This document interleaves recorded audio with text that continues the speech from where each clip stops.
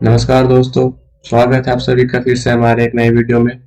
आज का हमारा टॉपिक है मौर्य वंश। आज हम लोग मौर्य वंश के बारे में जानेंगे और मौर्य वंश से रिलेटेड उन सारे क्वेश्चंस को देखेंगे जो एग्जाम्स में पूछे गए हैं या फिर पूछे जाते हैं, जो बहुत ही इंपॉर्टेंट क्वेश्चंस है। तो आज हम लोग उन सारे क्वेश्चंस को देखेंगे, तो बने रहिएगा वीडियो के अंतिम तक।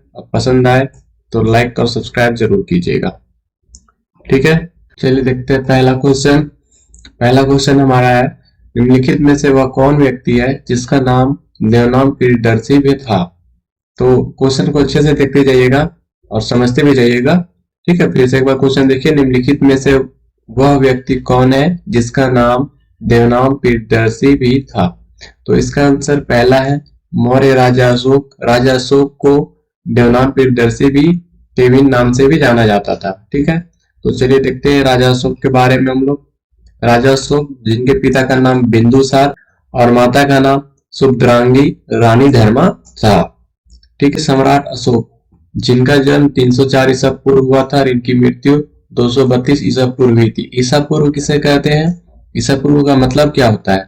ईसाई धर्म के प्रवर्तक ईसा मसीह के जन्म तिथि के पूर्व के पूरे समय को ईसा पूर्व या बीसी के रूप में जाना जाता है। ईसा पूर्व या बीसी को अंग्रेजी में बिफोर क्रिस्ट कहा जाता है, ठीक है। तो इनका जन्म कब हुआ था? 304 ईसा पूर्व और मृत्यु कब हुई? 232 ईसा पूर्व, ठीक है। तो है चक्रवर्ती सम्राट अशोक विश्व प्रसिद्ध एवं शक्तिशाली भारतीय मौर्य राजवंश के महान सम्राट थे। सम्राट अशोक का पूरा नाम देवनाम प्रिय अशोक मौर्य, यानी कि राजा प्रियदर्शी, देवताओं का प्रिय था। उनका राजकाल ईसा पूर्व 269 से 232 प्राचीन भारत में था। उनका पूरा नाम अशोक, चक्रवर्ती सम्राट अशोक का पूरा नाम क्या था? चक्रवर्ती सम्राट अशोक का पूरा नाम देवनाम प्रिय अशोक मौर्य था, ठीक है। और इनका राजकाल कब तक था? 269 ईसा पूर्व से 232 प्राचीन भारत में। कहा था? प्राचीन भारत में था, ठीक है। चलिए नेक्स्ट क्वेश्चन देखते हैं। सेकेंड नंबर, राजतंत्र के बारे में निम्न में से किस ग्रंथ में विवेचन उपलब्ध है? क्वेश्चन को अच्छे से देखते जाइएगा। राजतंत्र के बारे में निम्न में से किस ग्रंथ में विवेचन उपलब्ध? तो इसका आंसर है सी नंबर। राजतंत्र का विवेचन किस ग्रंथ में है? तो अर्थशास्त्र में। राजतंत्र, चलिए देखते हैं राजतंत्र क्या होता है। तो राजतंत्र शासन की वह प्रणाली है जिसमें एक व्यक्ति शासन का सर्वोसरा यानी कि ऑल इन ऑल होता है, ठीक है। राजतंत्र को समझ गए अच्छे से। चलिए देखते हैं next question. Third number question है next question. Third number question क्या है? चंद्रगुप्त के शासन विस्तार में किसने मुख्य रूप से मदद की थी? क्वेश्चन को अच्छे से देखते जाइएगा और समझते जाइएगा।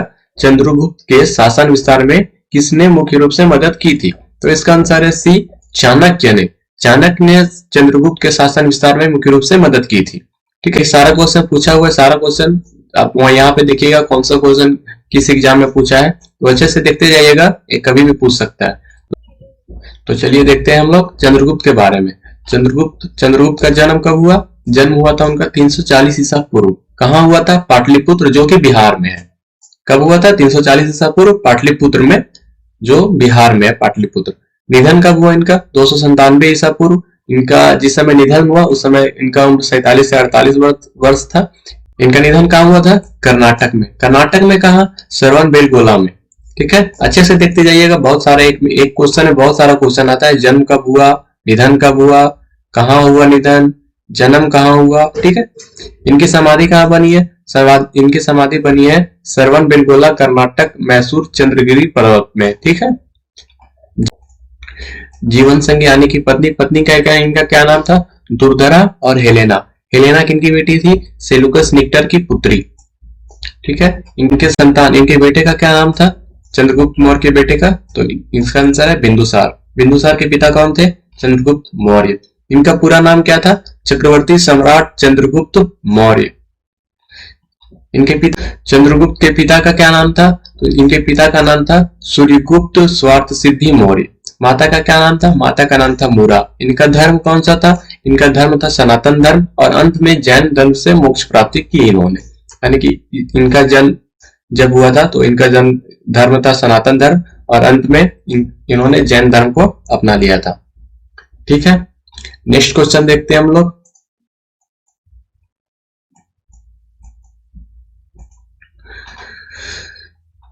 नेक्स्ट क्वेश्चन है 4 नंबर, जिसके ग्रंथ में चंद्रगुप्त मौर्य का विशिष्ट रूप से वर्णन हुआ है वह है, इसका ऑप्शन है ए शूद्रक, बी भास, सी विशाखदत्त या डी अश्वघोष। तो इसका आंसर होगा सी नंबर। सी नंबर है विशाखदत्त। विशाखदत्त ग्रंथ में चंद्रगुप्त मौर्य का विशिष्ट रूप से वर्णन हुआ है। ठीक है, नेक्स्ट क्वेश्चन देखते हैं हम लोग 5 नंबर। 5 नंबर क्वेश्चन क्या बोलता है, ईसा पूर्व 6ठी सदी में विश्व की प्रथम गणतंत्रात्मक व्यवस्था कहाँ थी? तो इसका आंसर है बी नंबर, वैशाली। वैशाली में विश्व की प्रथम गणतंत्रात्मक व्यवस्था थी। देखते हैं वैशाली क्या है, वैशाली कहाँ पे है। तो वैशाली बिहार प्रांत के वैशाली जिला में स्थित एक गांव है। वहां की मुख्य भाषा क्या है, वर्जिका। वर्जिका यहाँ की मुख्य भाषा है। ऐतिहासिक प्रमाणों के अनुसार वैशाली में ही विश्व का सबसे पहला गणतंत्र यानी कि रिपब्लिक कायम किया गया था। सबसे पहला रिपब्लिक गणतंत्र कहां पे कायम किया गया था? तो इसका आंसर है वैशाली में। ठीक है, अच्छे से देखते जाइएगा और याद करते जाइएगा। भगवान महावीर की जन्म स्थली होने के कारण जैन धर्म के मतवालंबियों के लिए वैशाली एक पवित्र स्थल है। भगवान महावीर का जन्म कहाँ हुआ था? तो इसका आंसर वैशाली। ठीक है, नेक्स्ट क्वेश्चन देखते हैं हम लोग 6 नंबर। 6 नंबर है, अशोक के शिलालेखों में प्रयुक्त भाषा कौन सी है? अशोक ने जो शिलालेख लिखे हैं उनमें से प्रयुक्त भाषा कौन सी है? तो इसका आंसर है सी नंबर, पाली भाषा। अशोक के शिलालेखों में प्रयुक्त भाषा पाली है। ठीक है, चलिए देखते हैं next question 7 number. 7 number question क्या बोलता है, निम्नलिखित में से किस मौर्य राजा ने दक्कन की विजय की थी? किस मौर्य राजा ने दक्कन की विजय की थी? इसका आंसर है ए, चंद्रगुप्त मौर्य ने दक्कन की विजय की थी। ठीक है, नेक्स्ट क्वेश्चन देखते हैं हम लोग, क्वेश्चन नंबर 8। 8 नंबर क्वेश्चन क्या बोलता है, कौटिल्य प्रधानमंत्री थे। कौटिल्य किसके कार्यकाल में प्रधानमंत्री थे? तो इसका आंसर है सी, चंद्रगुप्त मौर्य के। चंद्रगुप्त मौर्य के महामंत्री कौन थे? तो इनका आंसर है कौटिल्य। चलिए देखते हैं कौटिल्य के बारे में। कौटिल्य के डिटेल्स देखते हैं। जन्म इनका कब हुआ था? 375 ईसा पूर्व। कहां हुआ था? पाटलिपुत्र में। अच्छे से देखते जाइएगा, जन्म कब हुआ था? अनुमानतः कंफर्म नहीं है, अनुमानतः 375 ईसा पूर्व है। और कहां हुआ था? पाटलिपुत्र में। मृत्यु कब हुई थी इनकी? 283 ईसा पूर्व। कहां हुई थी? पाटलिपुत्र में।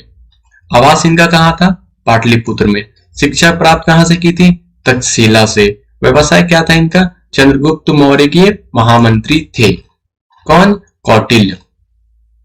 कौटिल्य किनके महामंत्री थे? तो इसका आंसर होगा चंद्रगुप्त मौर्य। चंद्रगुप्त मौर्य के महामंत्री थे कौन? कौटिल्य। ठीक है, चलिए नेक्स्ट क्वेश्चन देखते हैं हम लोग 9 नंबर। 9 नंबर क्वेश्चन क्या बोलता है, मौर्य समाज के 7 वर्गों में विभाजित होने का उल्लेख निम्नलिखित में से किसमें मिलता है? अच्छे से क्वेश्चन देखते जाइएगा। मौर्य समाज में 7 वर्गों में विभाजित होने का उल्लेख निम्नलिखित में से किसमें मिलता है? इसका आंसर है सी नंबर, मेगास्थनीज की इंडिका में। मेगास्थनीज की इंडिका में मौर्य समाज के 7 वर्गों में विभाजित होने का उल्लेख मिलता है। ठीक है, चलिए देखते हैं नेक्स्ट क्वेश्चन हम लोग। Next question 10 number. 10 नंबर क्या बोलता है, कौटिल्य के अर्थशास्त्र में उल्लेखित संस्था शब्द का संबंध है किससे?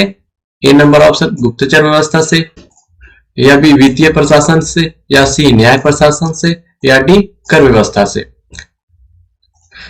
तो इसका आंसर होगा ए गुप्तचर व्यवस्था से। कौटिल्य के अर्थशास्त्र में जो उल्लेखित संस्था का शब्द है इसका संबंध किससे है? इसका संबंध है गुप्तचर व्यवस्था से। चलिए देखते हैं गुप्तचर व्यवस्था क्या होता है। गुप्तचर व्यवस्था द्वारा राजा जनता व अपने कर्मचारियों पर पूरा नियंत्रण रखता है। गुप्तचर किसे कहते हैं? गुप्त रूप से राजनीतिक या अन्य प्रकार की सूचना देने वाले व्यक्ति को गुप्तचर कहते हैं। इसको इंग्लिश में स्पाई कहते हैं। ठीक है, समझ गए गुप्तचर व्यवस्था और गुप्तचर किसे कहते हैं सब। चलिए नेक्स्ट क्वेश्चन देखते हैं 11 नंबर क्वेश्चन। 11 नंबर क्वेश्चन क्या बोलता है, निम्नलिखित में से अशोक के किस अभिलेख में 5 यवन शासकों का उल्लेख मिलता है? क्वेश्चन को अच्छे से देखिएगा। निम्नलिखित में से अशोक के किस अभिलेख में 5 यवन शासकों का उल्लेख मिलता है? इसका आंसर है बी नंबर 13वां शिलालेख। अशोक के 13वें शिलालेख में 5 यवन शासकों का उल्लेख मिलता है। शिलालेख क्या होता है देखते हैं। शिलालेख क्या होता है, चलिए। तो शिलालेख क्या होता है, किसी पत्थर या चट्टान पर खोदी गई लिखित रचना को शिलालेख कहा जाता है। शिलालेख का अर्थ होता है पत्थर पर लिखा हुआ। पत्थरों पर या गुफाओं की पथरीली दीवारों पर जब कोई लिखित रचना की जाती है तो इसे शिलालेख कहा जाता है तथा पत्थरों पर लिखने की कला को शिलालेखन कहते हैं। ठीक है, समझ गए इसको, शिलालेख किसे कहते हैं। क्वेश्चन को अच्छे से देखते जाइएगा। क्या था सो, क्या पूछा था, अशोक के किस अभिलेख में 5 अवन शासकों का उल्लेख मिलता है, तो इसका आंसर था 13वां शिलालेख। शिलालेख किसे कहते हैं, शिलालेख किसे कहते हैं मैंने यहाँ बता दिया, एक बार अच्छे से पढ़ लीजिएगा। चलिए देखते हैं नेक्स्ट क्वेश्चन 12 नंबर क्वेश्चन है, अशोक के सारनाथ शीर्ष स्तंभ के फलक पर प्रदर्शित पशुओं का सही क्रम क्या है। ए हाथी वृष सिंह अश्व, बी हाथी अश्व वृष सिंह, या सी सिंह वृष अश्व हाथी, या डी अश्व सिंह हाथी वृष। तो इसका आंसर है डी नंबर। अशोक के सारनाथ सिंह शीर्ष स्तंभ का फलक पर प्रदर्शित पशुओं का सही क्रम है अश्व सिंह हाथी वृष। ठीक है, क्वेश्चन को अच्छे से देखते जाइएगा और आंसर याद करते जाइएगा। ये सब सारे पूछे हुए क्वेश्चन है जो एग्जाम्स में, कॉम्पिटिटिव एग्जाम्स में पूछे गए हैं। ठीक है, तो चलिए नेक्स्ट क्वेश्चन की ओर चलते हैं।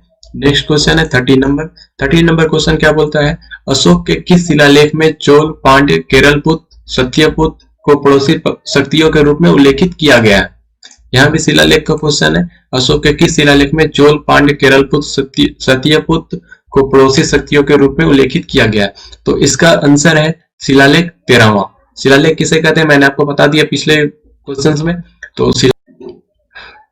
तो अशोक के शिलालेख 13वां में चोल पांड्य केरलपुत्र और सत्यपुत्र के पड़ोसी शक्तियों के रूप में उल्लेखित किया गया है। ठीक है, नेक्स्ट क्वेश्चन देखते हैं हम लोग 14 नंबर क्वेश्चन क्या बोलता है, अदेव मातृक भूमि क्या थी।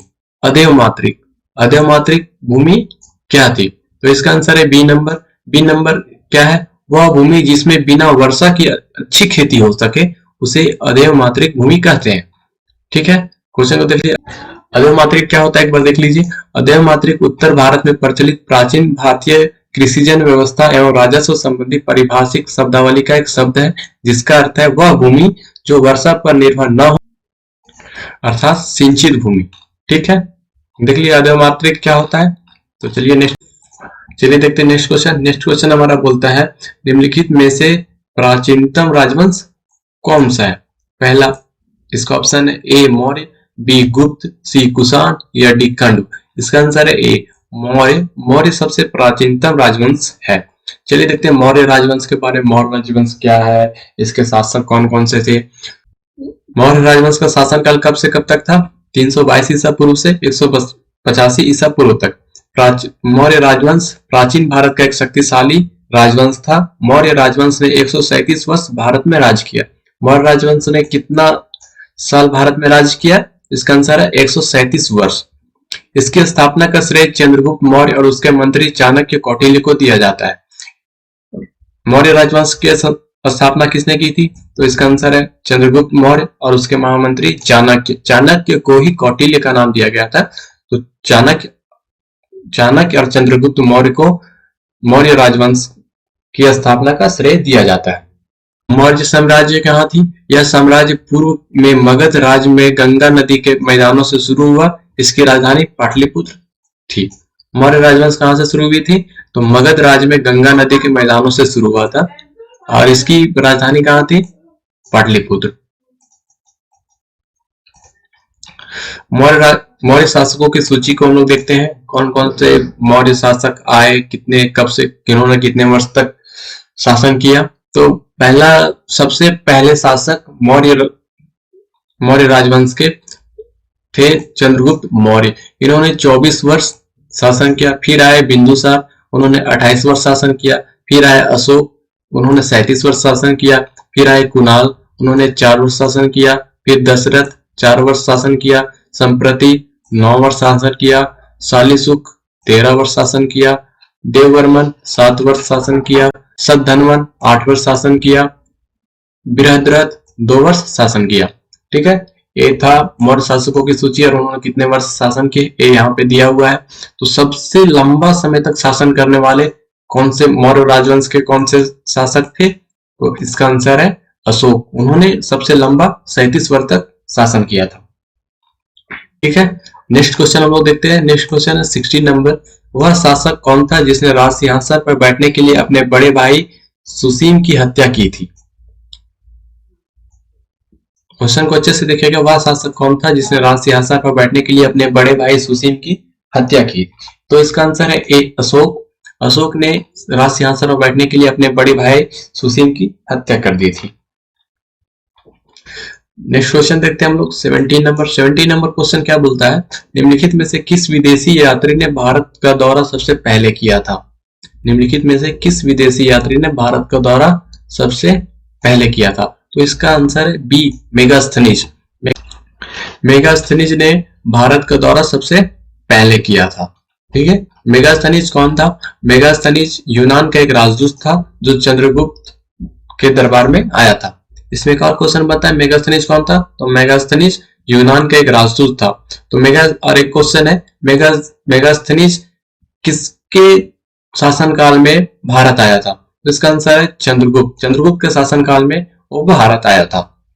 ठीक है। चलिए देखते हैं नेक्स्ट क्वेश्चन। नेक्स्ट क्वेश्चन क्या बोलता है? निम्नलिखित में सम्राट अशोक की वह पत्नी कौन थी जिसने उसको प्रभावित किया था? तो इसका आंसर है बी नंबर कारुवाकी। कारुवाकी ने सम्राट अशोक को सबसे ज्यादा प्रभावित किया था। हम लोग कारुवाकी के बारे में जानते हैं। कारुवाकी अशोक की दूसरी पत्नी थी। कारुवाकी अशोक की कितने नंबर की पत्नी थी? तो दूसरी पत्नी थी। अशोक की कुल कितनी पत्नियां थी? तो 5। पहली कौन थी इसकी? देवी। दूसरा कारुवाकी। तीसरा संधीमी। चौथा पद्मावती। पांचवा तीसरा रक्षिता। ठीक है। इसमें क्वेश्चन देखते जाइएगा कैसे कैसे बनता है। पहला क्वेश्चन तो ये था कि निम्नलिखित में सम्राट अशोक को की वह पत्नी कौन थी जिसने उसको प्रभावित किया था? इसका आंसर कारुविका था। एक और क्वेश्चन बनता है कि कारुविका सम्राट अशोक की कौन सी पत्नी थी, मतलब कितने नंबर की पत्नी थी? तो इसका आंसर है सेकेंड नंबर। एक और क्वेश्चन बनता है कि अशोक की कितनी पत्नियां थी? तो इसका आंसर है 5। अशोक की कुल 5 पत्नियां थी। ठीक है।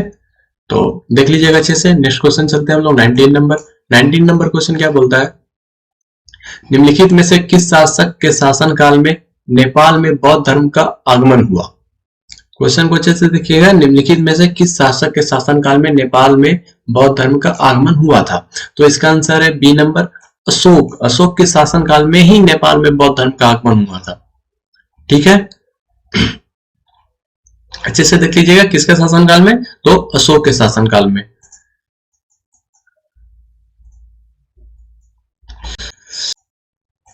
चलिए देखते हैं नेक्स्ट क्वेश्चन। नेक्स्ट क्वेश्चन क्या बोलता है? निम्नलिखित में से किसके द्वारा तृतीय बौद्ध परिषद को संरक्षण प्रदान किया गया था? तो इसका आंसर है बी नंबर अशोक के द्वारा तृतीय बौद्ध परिषद को संरक्षण प्रदान किया गया था। ठीक है। तो आज यही समाप्त करते हैं। फिर मिलते हैं आपसे एक नई वीडियो के साथ। तब तक बने रहिएगा।